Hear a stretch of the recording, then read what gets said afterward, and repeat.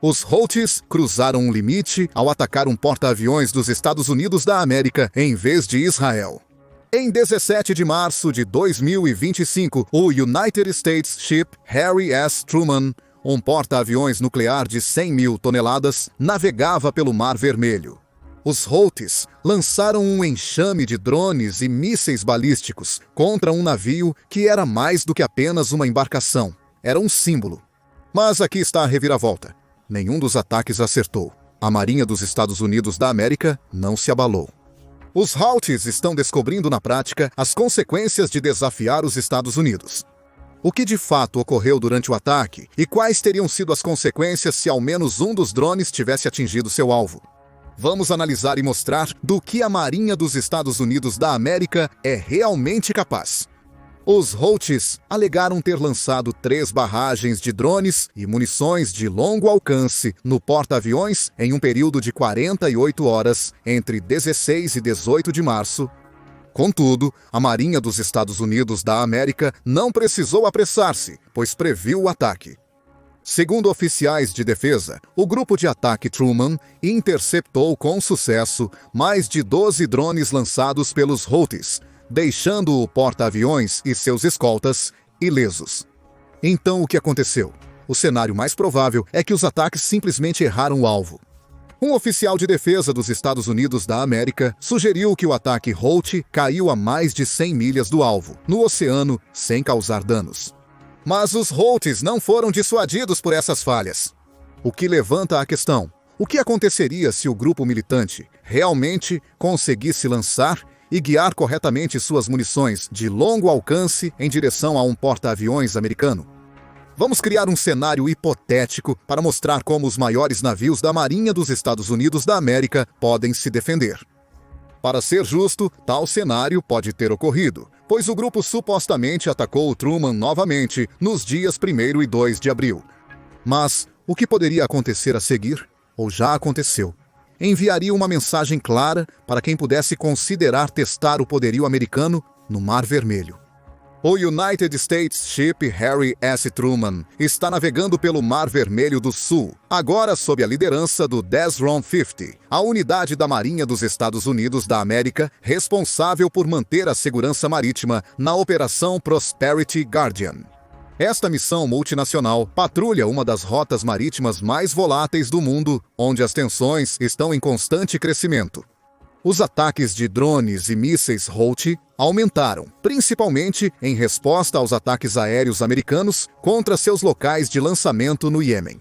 Na noite de 1º de abril, os radares do Truman detectam subitamente um lançamento ou ordem de entrada, como drones ou mísseis. Um grupo de drones projetados pelos iranianos, provavelmente Samad-3, munições de longo alcance capazes de voar entre 700 e 1000. 100 milhas a baixas velocidades, aproximam-se do perímetro defensivo do grupo de ataque Truman. Apesar da baixa velocidade e grande assinatura de radar, eles esperam usar a noite e o ruído do radar para se aproximar mais que o normal. Isso compensaria a falta de furtividade do drone e poderia melhorar sua precisão. Os sistemas defensivos do porta-aviões entram em ação, com os marinheiros correndo para suas posições. No entanto, a tentativa de subterfúgio falha no final, pois o porta-aviões usa um radar ANSPS-48 com um alcance efetivo de pouco menos de 300 milhas. Se este radar falhar em detectar um drone, o radar de longo alcance ANSPS-495 provavelmente serviria como backup. Com um alcance efetivo de mais de 232 km, este radar daria ao porta-aviões tempo suficiente para reagir, não importando qual radar a bordo capte o sinal. Em instantes, o Centro de Informações de Combate do Truman ativaria os sistemas Aegis no navio de escolta. Os destroyers, seguindo o porta-aviões, confirmariam os alvos e suas trajetórias. Então, todos no convés ocupariam as estações de batalha, com os oficiais dando ordens por todo o navio. Os sistemas de armas de proximidade do Truman seriam colocados em prontidão, prontos para a ação. Alerta de spoiler! Um drone pode arranhar a pintura, mas dificilmente atravessará a armadura. Existem 4 cenários prováveis de como um drone pode falhar em causar danos reais a um porta-aviões. Vamos mostrar esses em cada drone separadamente. O primeiro drone desviaria um pouco graças ao seu sinal, sendo bloqueado ou falsificado pelo conjunto de guerra eletrônica a bordo de um cruzador de escolta. Ele cairia muito antes de alcançar as armas.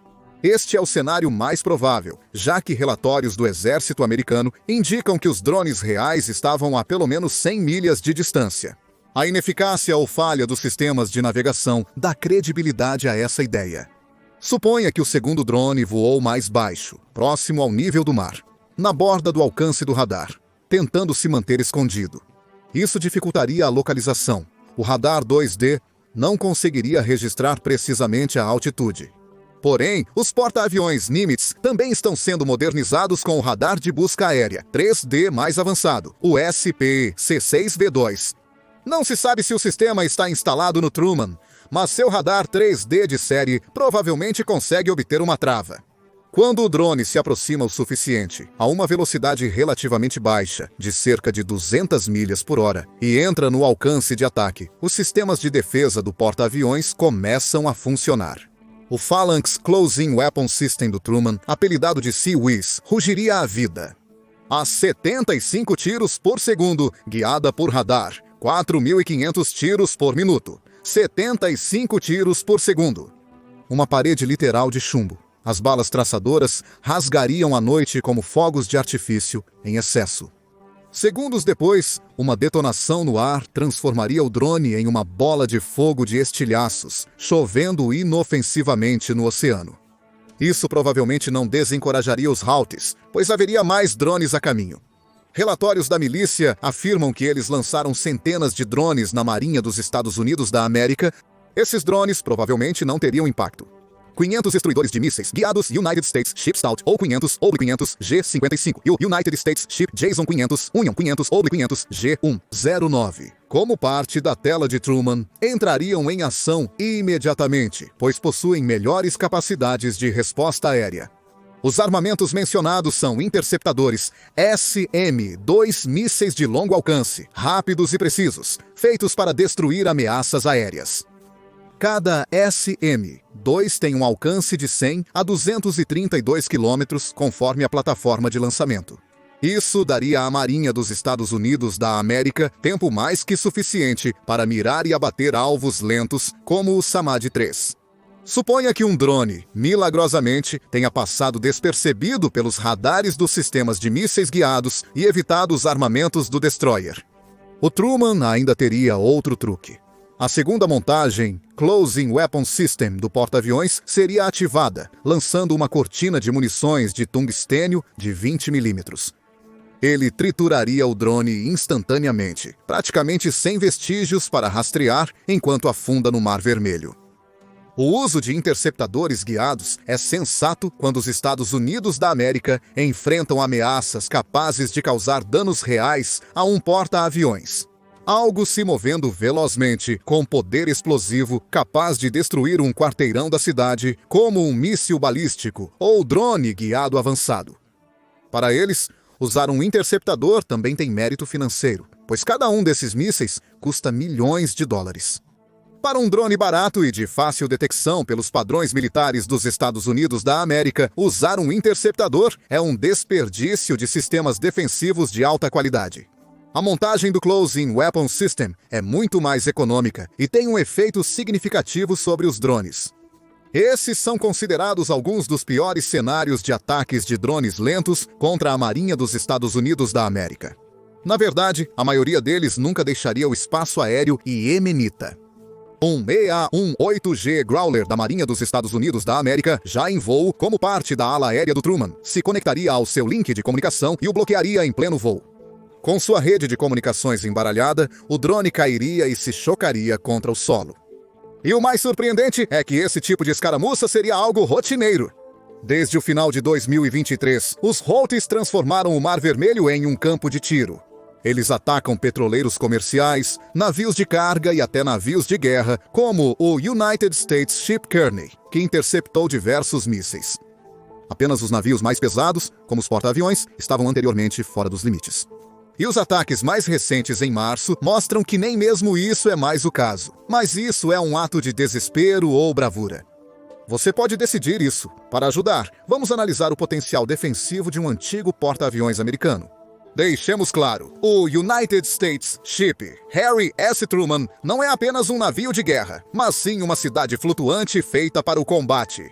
Este colosso nuclear de 100 mil toneladas pertence à classe Nimitz de super porta-aviões, orgulho da Marinha dos Estados Unidos da América. Com mais de 3 campos de futebol de comprimento, ele pode lançar um jato de combate totalmente carregado a cada 25 segundos. É como um território móvel e soberano dos Estados Unidos da América, fortemente armado, exibindo seu poderio militar globalmente. A bordo estão mais de 5 mil marinheiros e pessoal da ala aérea, 90 aeronaves e poder de fogo capaz de derrubar a infraestrutura de um pequeno país. Mas o que torna este porta-aviões verdadeiramente perigoso são as camadas de defesa e a coordenação que une os mísseis e os jatos. Eis como funciona. A camada 1 é a tela externa. Cruzadores e destroyers, equipados com radar AEGIS e mísseis SM, escoltam o porta-aviões. Esses navios são os primeiros a detectar, rastrear e eliminar ameaças antes que se aproximem. A segunda camada é o escudo interno. Isso inclui interceptores de curto alcance, como o míssil Sea Sparrow SM, projetado para reações instantâneas, e as lendárias torres Phalanx Close-In Weapon System. Esses garotos maus podem travar e destruir algo do tamanho de uma bola de futebol, voando a centenas de milhas por hora rapidamente. Então temos o molho secreto da guerra eletrônica. Não se trata apenas de puxar o gatilho, trata-se de garantir que o inimigo nem mesmo consiga te encontrar para retaliar. Bloqueadores, iscas, revestimentos que absorvem radar, todos tornam o Truman um pesadelo para ser alvo. Seu drone pode estar no ar, mas não terá ideia de para onde está indo, com quem está falando ou mesmo o que está olhando. Contudo, o real superpoder do Truman é a coordenação. Todos a bordo conhecem seu papel, dos técnicos de radar no fundo do centro de informações de combate à tripulação, organizando os jatos no convés de voo. Cada segundo em movimento é crucial.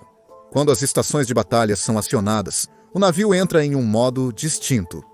Luzes vermelhas inundam os corredores, botas trovejam pelos corredores de metal, os monitores do centro de informação e controle ganham vida como árvores de Natal. Pilotos correm para os aviões, equipes armam mísseis Sidewinder e danos. O convés de voo opera como um balé de alta velocidade e alto risco. No entanto, esses ataques de drones não serão aleatórios. Em suma, eles visam sondar defesas e testar tempos de resposta de Israel e dos Estados Unidos da América. Uns voariam alto, outros baixo, tentando encontrar uma brecha na armadura de Truman, que os Houthis e o eixo da resistência poderiam usar para ameaçar a marinha. É improvável que encontrem uma, mas de onde os Houthis estão obtendo essas ameaças voadoras? A resposta não surpreende, já que o país costuma aparecer quando há problemas no Oriente Médio. Irã tem fornecido tecnologia e treinamento de drones aos rebeldes Houthis há anos. Seu arsenal inclui drones como o Samad-3, capaz de voar mais de 1000 milhas. Guiado por sistema de posicionamento global, com poder explosivo para causar danos significativos. É um míssil de cruzeiro destinado aos menos afortunados, semelhante ao que os ucranianos desenvolveram em sua guerra contra a Rússia. Podemos traçar paralelos com a imagem do CASF-1, uma granada voadora, barata, descartável e construída para uma única coisa: impacto. Esses drones não são ferramentas de precisão, mas sim destinados a semear o caos a longas distâncias e causar destruição indiscriminada. Os Houthis provavelmente optarão pela imprevisibilidade para evitar enfrentar diretamente o poder de fogo dos Estados Unidos da América. Lançando enxames, voando baixo, atacando à noite, tentando se infiltrar através das redes de radar. Todos esses drones serão abatidos pelas múltiplas camadas de defesas que a Marinha dos Estados Unidos da América criou para seus navios mais valiosos. Eis a surpresa! O United States Ship Harry S. Truman nem é o porta-aviões mais sofisticado existente. O Truman é um porta-aviões da classe Nimitz, cuja embarcação líder foi comissionada em 1975. Por décadas, o porta-aviões da classe Nimitz tem sido referência em poder naval. Esses gigantescos navios nucleares projetaram a influência americana nos oceanos, servindo como bases aéreas móveis capazes de lançar ataques, apoiar missões humanitárias e dissuadir adversários apenas por sua presença. Embora os Houthis possam não ter poder de fogo para desafiar o porta-aviões Nimitz e seu grupo, a guerra naval mudou completamente. As ameaças são mais rápidas, menores e interconectadas, exigindo uma resposta equivalente. É aí que entra a classe Gerald R. Ford. Apesar da silhueta imponente similar ao antecessor, a classe Ford é uma revisão completa.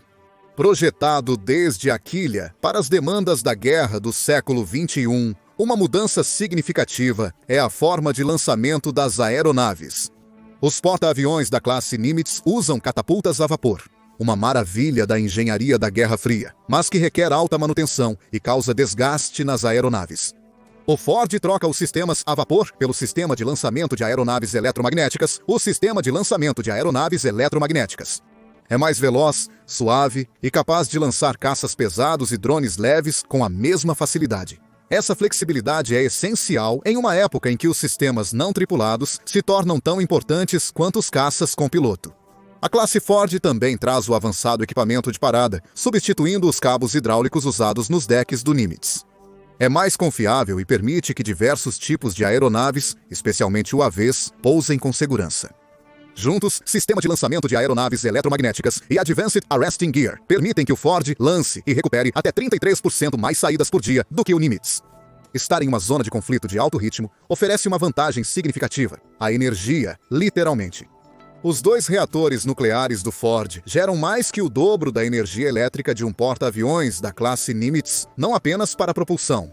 Isso abre a porta para tecnologias famintas por energia, como radar de alta potência, sistemas de guerra eletrônica e até futuras armas de energia direcionada como lasers e railguns. Falando em radar, o United States Ship Gerald R. Ford, líder da classe Ford, está equipado com o sistema de radar de banda dupla, agora aposentado pela Marinha, que combinava vigilância de longo alcance e direcionamento em um pacote altamente automatizado. Os porta-aviões da classe Ford estão sendo equipados com o novo radar de vigilância aérea Enterprise por questões de custo e confiabilidade. Há também uma grande mudança na forma como o navio opera internamente. O Ford foi projetado com automação e redução de mão de obra em mente. Comparado a um porta-aviões da classe Nimitz, que requer uma tripulação de mais de 5.000, o Ford pode fazer mais com cerca de 600. Menos tripulação significa menor risco aos marinheiros em combate, além de reduzir a carga logística e os custos operacionais durante os 50 anos de vida útil da embarcação. E enquanto ambos os navios são construídos para sobreviver à batalha, a classe Ford eleva o jogo com melhores disposições de armadura, redundância interna e melhores sistemas de controle de danos. É uma plataforma mais resistente, projetada para suportar impactos e continuar operando em ambientes de ameaça modernos, seja contra enxames de drones, mísseis hipersônicos ou ataques cibernéticos. No final, os 2 porta-aviões são símbolos inigualáveis de poder.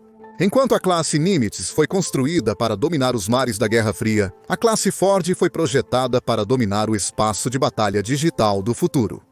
Ele não apenas lança aeronaves, ele lança uma mensagem de que o poder marítimo americano está evoluindo e não está desacelerando. A Marinha dos Estados Unidos da América considera os Houthis irritantes o suficiente para enviar um porta-aviões Nimitz ao Mar Vermelho, lançando ataques devastadores e montando uma defesa impenetrável. Provavelmente, a administração dos Estados Unidos da América considerou o uso do Gerald R. Ford excessivo em termos de ofensa, defesa e possivelmente também geopolítica. Se a Marinha dos Estados Unidos da América utilizasse um porta-aviões avançado contra os Houthis, isso poderia encorajar todo o movimento. Isso validaria a noção de que os proxies iranianos no entorno de Israel são uma ameaça real e legítima ao país e à segurança regional. Embora possam ser, seu escopo de operações é tão pequeno que os Estados Unidos da América os tratam pouco acima das organizações terroristas de pequena escala tradicionais. Mas os repetidos ataques a Israel e à Marinha dos Estados Unidos da América podem ter afetado a administração ou até mesmo o próprio presidente Donald Trump. Então, o exército dos Estados Unidos da América começou a agir da mesma maneira. Em 15 de março, quando os ataques dos Estados Unidos da América foram retomados intensamente. Os Houthis lançaram uma de suas mais agressivas barragens de vários dias, visando o United States Ship Harry S. Truman com ondas de drones e mísseis nas próximas 48 horas. A onda inicial focou em desmantelar os sistemas de radar, defesas aéreas e locais de lançamento de mísseis e drones dos rebeldes. Essas operações visavam degradar a capacidade dos Houthis de ameaçar a navegação marítima e demonstrar o compromisso dos Estados Unidos da América em proteger as vias navegáveis internacionais.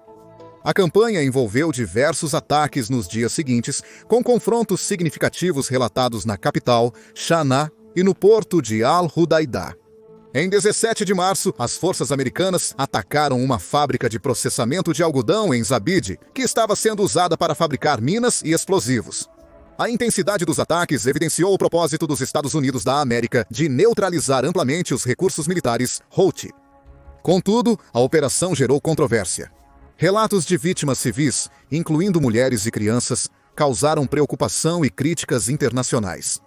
Segundo o Ministério da Saúde controlado pelos Houthi, os ataques dos Estados Unidos da América causaram 59 mortes e 136 feridos até o final de março.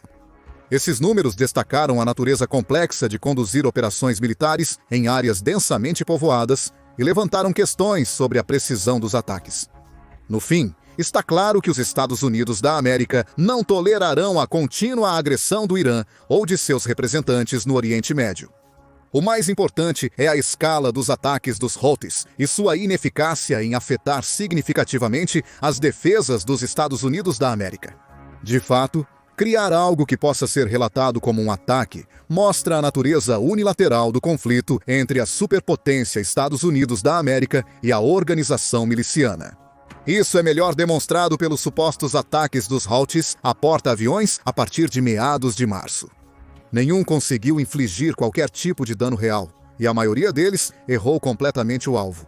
Por outro lado, a resposta dos Estados Unidos da América tem sido precisa e devastadora, o que já levanta algumas questões.